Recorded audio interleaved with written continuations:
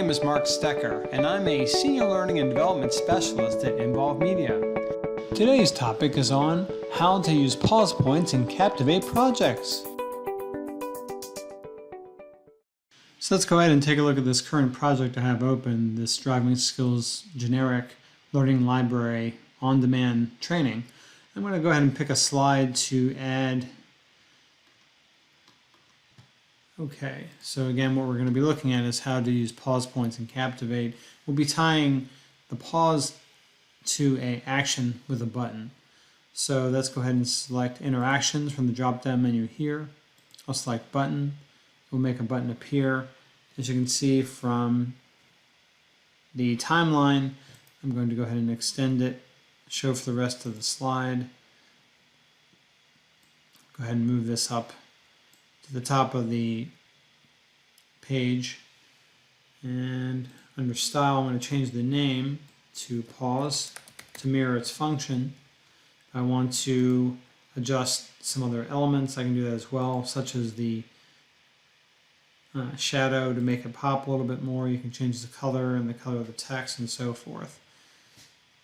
So to actually add the pause point, I'd select the button, go under Actions, and then under On Success, meaning when you click on the button, I would go to this drop-down menu and select Pause.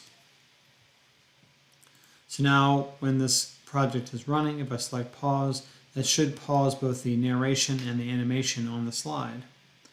I'm also going to add another button, and you can probably guess what that's for. I'll go ahead and extend that to the end of the slide, and otherwise the button will disappear. That won't be helpful if we want to continue or pause throughout the training. So I'll go ahead and line these up.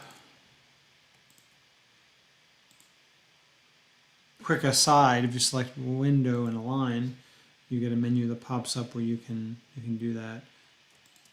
Just Shift click, and then you can actually line up these buttons so they're in alignment here using this menu.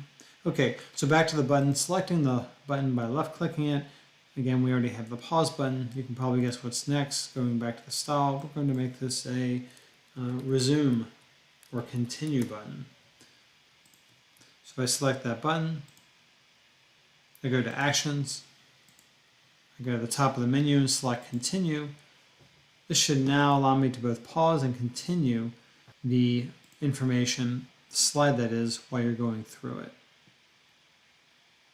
So I'm going to go to preview this. Let's see what happens. Rollover crashes can be one of the most fatal and devastating accident types.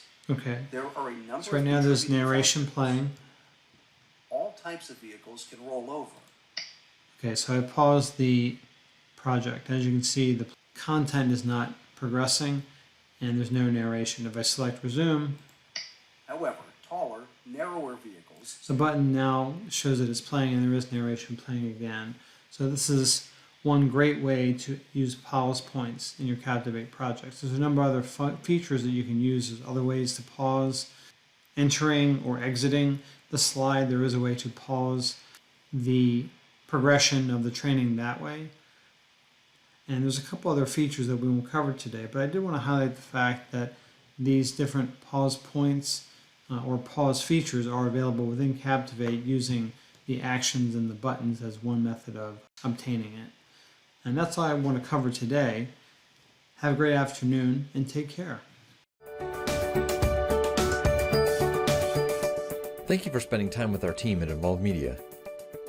You can find more information on our company and service offerings at involvedmedia.com or by emailing us at sales@involvedmedia.com.